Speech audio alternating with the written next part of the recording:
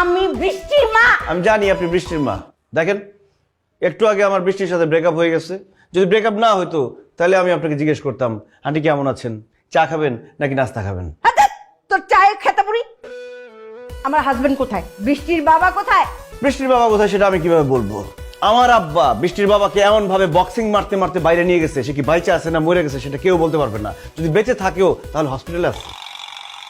বললা গো, বক্সিং। আল্লাহ, আমার জামাই বেঁচে আছে তো।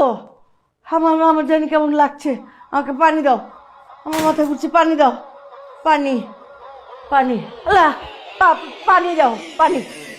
পানি পানি দিতে লেট হবে। আপনার মেয়ে সবসময় আমাকে আলসা বলে, আমি নাকি আধা ঘন্টা লেট করি সব কিছুতে। পানি আনতে আধা ঘন্টা লেট হবে। আমা, সীমার বলে কি পানি দিতে নাকি আধা ঘন্টা লাগবে? আমি কি পানির অভাবে মারা যাব? আল্লাহ।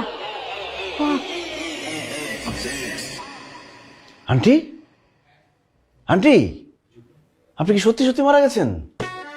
আন্টি, পানি দিব, সমস্যা নাই।